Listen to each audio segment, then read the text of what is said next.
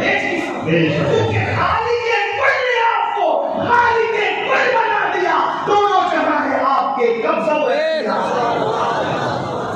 سستے سودے میں جنت بکی نہ ہو، لیکن آپ کے پاس ہے کیا؟ ایک نیکی پر بھی جنت مل سکتی ہے، ایک نیکی ہو بھی تو نا، توجہ آپ کی، ایک نیکی ہو بھی تو نا۔ بڑی معذرت کے ساتھ کان کھول دو اپنے، بہت سے ایسے ہوں گے جن کو یہ غرور ہے آج کہ میں بہت نیک ہوں، لیکن جب میدان محشر میں اعمال نامہ ہاتھ میں آئے گا تو پتہ چلے گا کہ میرے پاس تو کچھ ہے ہی نہیں،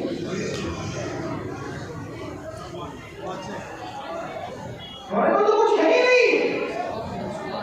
ایک نیکی بھی نہیں ہوگی۔ وجہ جو نہیں پڑھتے نماز وہ نہیں پڑھتے، جو پڑھتے ان کا حال کیا ہے؟ اللہ کے رسول علیہ السلام فرماتے، توجہ کرنا، آقا فرماتے جس کے سینے میں کسی مسلمان کے لیے کتنا ہوتا ہے، اس کے سجدے اور اس کی دعا اس کے سر کے اوپر بھی نہیں جاتی۔ دیکھ لو، چیک کرو، کیا چیک کرو، حضور صرف مالا اور تسبیحات میں دینے نہیں آئے تھے، وہ تو تسبیح قلوب کے لیے آئے تھے۔ چیک کر لو اپنے دلوں کو، جس قوم کے دل سگے بھائیوں کے لیے صاف نہ ہو، جس قوم کے دل پھوپھیوں چچاؤں کے لیے صاف نہ ہو، جس قوم کے دل پڑوسیوں کے لیے صاف نہ ہو، جس قوم کے دل بہنوں کے لیے صاف نہ، ارے حد تو یہ ہے جس امام کے پیچھے نماز پڑھتے ہو ان اماموں کے لیے جب تمہارے دل صاف نہ ہو۔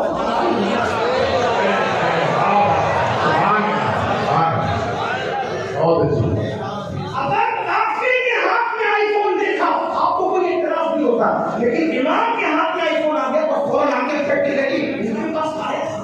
فوراً شک کی نظر سے، ارے نادان، جب کوئی میرے پیچھے کھڑے رہتا ہے بلکہ ہفتے میں ایک دن آ کر میرے پیچھے کھڑے رہتا ہے، اللہ تجھے اتنا عطا کرتا ہے جو سب کے آگے کھڑے رہتا ہے، اس پر عطا کا حال ہوگا۔ شک ہے اپنوں کے خلاف شک، اور یاد رکھیے جب دل کینے سے پاک نہیں ہوں گے، اور میں یہ دیکھ رہا ہوں بڑی معذرت کے ساتھ علماء سے دعا لینے کے لیے صرف سبق سنانے کے، دنیا دار تو دنیا دار ہے، دین دار کا بھی اس منزل پر رہا ہے۔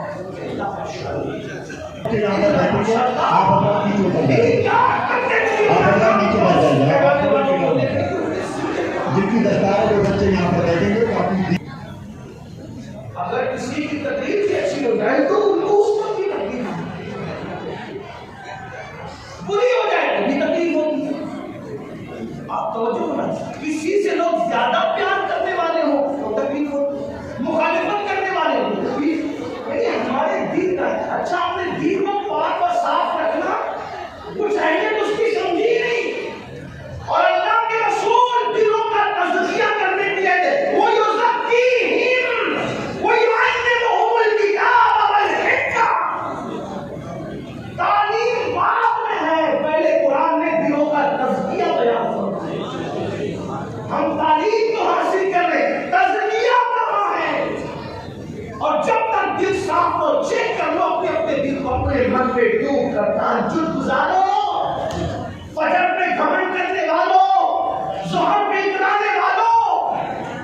جامع نماز میں کہہ دیا کہ جس کے دل پاک و صاف نہیں ہے بغض و کینے سے، ان کے سجدے ان کے سر کے اوپر نہیں جاتے، ان کی نمازیں ان کے سر کے اوپر نہیں جاتی، ان کی دعائیں ان کے، اس کا مطلب صرف نماز پڑھ کے بھی چھٹکارا نہیں ہے۔ قرآن کہتا ہے عاملۃ ناصبۃ تصلیٰ نارا حامیہ،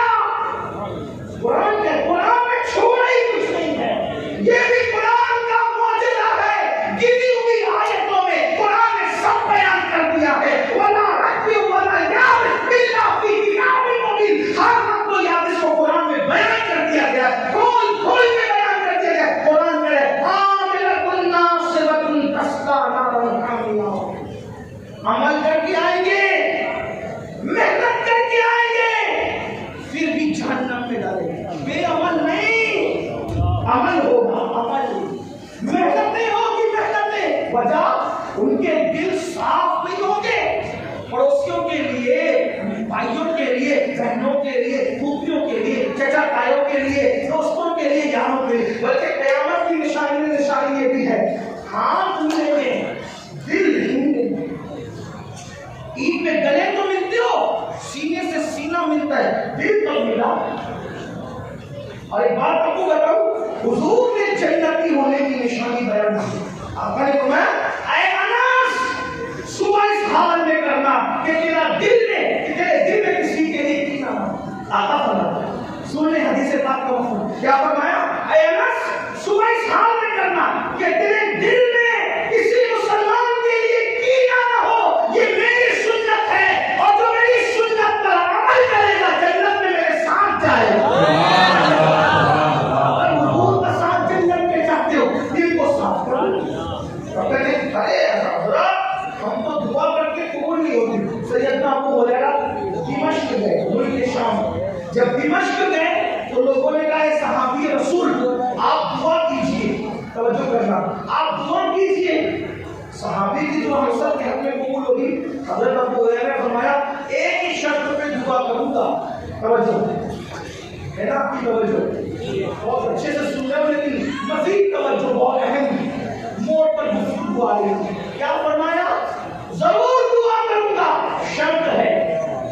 اگر کسی کے اپنے رشتہ دار سے رشتہ ٹوٹا ہوا ہے تو پہلے وہ میری محفل سے باہر کر دے، کیونکہ رشتہ داروں کے لیے کینے والوں کے درمیان میں دعا نہیں کروں گا، کیونکہ میں نے اپنے نبی سے سنا جس محفل میں رشتہ داروں کے لیے کینے والے موجود ہوں، رشتہ توڑنے والے موجود ہوں، رشتے کو منقطع کرنے والے موجود ہوں، اللہ دعا قبول نہیں کرتا۔ فرماتے ہیں میری دعا کر لینا ہے تو پورے مجمع میں جس نے اپنے رشتہ داروں سے بات بند کر رکھی ہے باہر جائے، مگر وہ خیر القرون تھا، وہ خیر القرون تھا، اگرچہ اصحاب رخصت ہو رہے تھے لیکن سینئر تابعین کا دور شروع ہو چکا تھا۔ بتائیں جب پورے مجمع میں دمشق میں اعلان ہوا کہ دل میں کینے رکھنے والے اور رشتے توڑنے والے محفل کے باہر نکلے تو پوری محفل میں کوئی بھی ایسا نہیں تھا جو جائے سوائے ایک جوان کے۔ وہ جوان اٹھا اور اٹھ کے جانے کے بعد فوراً گھر پہنچا، اپنی پھپھی کے پاس گیا، کہا پھپھی اماں مجھے معاف کر دو، میں نے تم سے بات بند کر رکھی تھی۔ وہ پھپھی نے کہا اب ہوش آیا تجھے؟ کہا ہوش اس لیے آیا کہ حضرت ابو ہریرہ نے اپنی محفل سے مجھے نکال کے بھگا دیا کہ جب تک کہ رشتوں کو کاٹنے والے دل میں کینہ رکھنے والے میں موجود ہوں گے میں دعا نہیں کروں گا۔ وہ کہ امی صحابی کی دعا کی برکتیں لینی ہے تو میں تمہارے ساتھ صلح کرنے کے لیے آ گیا۔ آپ مجھے بتائیں یہ مقبول دعاؤں کی محفلیں تھی، ہماری محفل کا حال تو یہ ہے اگر 100 لوگ موجود ہیں تو 98 لوگ تو سارے بھوک سکینہ لے کر کے آتے ہیں، پھر کہاں دعا؟ لوگ کہتے مولانا پہلے جب بارش مانگنے کے لیے جاتے تھے بھیگ کے آتے تھے، پہلے کے مولانا لوگ ایسے تھے۔ میں نے کہا ہوش کے نام کھل لو، مولانا تو اب بھی ویسا ہی مولانا ہے، تمہارے دل کہاں ہے؟ آمین کہنے والوں کے دل کہاں ہے؟ دل میں بغض ہے، کینے ہے، حسد ہے۔ اور ایک بات اور آگے بڑھ کے بتاؤں، اب توجہ کرنا، جب پھپھی کے لیے، بھائی کے لیے، چچا کے لیے دل صاف نہ ہو تو یہ حال ہے کہ سجدے سر کے اوپر نہ جائے اور جو ماں باپ کی بددعا لے، جو ماں باپ کو تڑپائیں، ماں باپ کو سسکیاں لے کے مشورہ کریں، کسی کے ماں باپ کسی کے دروازے پر روٹی کا ٹکڑا مانگ کر کے گزارا کر رہے ہیں، کسی کے ماں باپ مسجد کے زینے پہ بیٹھ کر کے بھیک مانگ کر کے گزارا کر رہے ہیں، کسی کے ماں باپ اللہ اکبر کسی کے یہاں برتن جھاڑو کر کے اپنا گزارا کرنے پر مجبور ہے۔ اے میری قوم کے جوانوں یاد رکھو، جب تک کہ اللہ کے بندوں کو خوش نہیں کرو گے اس وقت تک اللہ آپ سے ہم سے راضی نہیں ہوگا۔ سرکار غریب نواز رضی اللہ تعالیٰ نے ارشاد فرماتے ہیں کہ بندوں کے دل سے اللہ تک پہنچنے کا راستہ جاتا ہے، یعنی جب تک دلوں کو خوش نہیں کرو گے اس وقت تک تم اللہ کو راضی نہیں کر سکتے۔ حضرت سجدہ امام جعفر صادق کا قول ہے، روح زمین پر جتنے ذرات ہیں اس سے زیادہ اللہ تک پہنچنے کے راستے ہیں، اللہ تک پہنچنے کا سب سے قریبی راستہ جو ہے وہ اللہ کے بندوں کو خوش کرنا ہے، ان کی خدمت کرنا ہے۔ مجھے بتاؤ جب عام بندوں کو خوش کرنے پر، عام بندوں کی خدمت کرنے پر اللہ یہ مرتبہ عطا فرماتا ہے تو وہ لوگ جو اپنے ماں باپ کی دعائیں لیتے ہیں، وہ لوگ جو اپنے ماں باپ کو خوش کرتے ہیں، وہ لوگ جو اپنے ماں باپ بڑی معذرت کے ساتھ کچھ ایک طبقہ نماز کی طرف تو آ گیا، ایک طبقہ داڑھی کی طرف تو آ گیا، ایک طبقہ ٹوپی کی طرف تو آ گیا، لیکن جب ان کی پرسنل لائف میں جھانک کر دیکھو، ان کی نجی زندگی میں دیکھو تو ان کا سلوک ماں باپ کے ساتھ کچھ اچھا نہیں ہے۔ اللہ کو اکبر، ماں باپ پر ہزاروں تقریریں ہوتی ہے، درجنوں تقریریں ہوتی ہے، اثر کیا ہے؟ بڑی معذرت کے ساتھ چلے دوسروں نے جو کہا ان کو چھوڑے، مسلک اعلیٰ حضرت میں ماں باپ کی کیا اہمیت ہے؟ یہ مسلک کا نام ہے، ہم مسلک کا نام، ہمارا حال یہ ہو گیا میٹھا میٹھا ہا کڑوا کڑوا۔ مسلک اعلیٰ حضرت میں جہاں اشداء والکفار ہے، وہیں پر رحماء بینہم بھی ہے۔ ہم نے اشداء والکفار کو ہائی لائٹ کیا، کرنا بھی تھا اور ہونا بھی چاہیے، لیکن شاید ہم نے رحماء بینہم کو برا اسی لیے جو نرمی ایک دوسرے کے لیے ہونا چاہیے، بعض لوگوں میں، بعض کی بات کرو سب کی نہیں، بعض لوگوں میں کہیں نہ کہیں وہ چیز اٹھ گئی۔ نعرہ تو لگائے گا جیسے کہ مسلک اعلیٰ زندہ باد، بدھی کا دامن نہیں چھوڑے بس کا دامن، اور گھر پہ ماں کو ڈانٹ کے آئے بس کر تجھے کتنا پیسہ دوں دبائے۔ سب ایسے نہیں ہوتے، لیکن میں بات کرتا ہوں جوانوں کی۔ امام اہل سنت سیدی اعلیٰ حضرت امام احمد رضا خان مولوی سے بریلوی لکھتے ہیں ماں باپ کا ادب کیا ہے؟ فرمایا جب اپنے ماں باپ سے گفتگو کرو پہلے ان سے اجازت لو۔ اور جو کرے میں سمجھتا ہوں کہ اگر ہاتھ مان لیے جائے نا میرے بھائیوں ہاں، تو شاید اتنے ہاتھ ہوتے تو اٹھ سکیں گے۔ کون لوگ ہیں جو ماں باپ سے اجازت لے کے گفتگو کرتے ہیں؟ پہلی بات تو ماں باپ ترستے ہیں میرے بھائی کہ میرا بیٹا میری مجھ سے گفتگو تو کر لے۔ فون پر لگے ہوئے ہیں کسی لڑکی سے ناجائز تعلقات بنانے میں، گھنٹوں اس کو پٹپٹانے پھسلانے، اور ادھر بوڑھی ماں انتظار کر رہی میرا بیٹا مجھ سے بات تو کر لے، مجھ سے میری خیریت تو پوچھ لے۔ یہ حالات ہیں،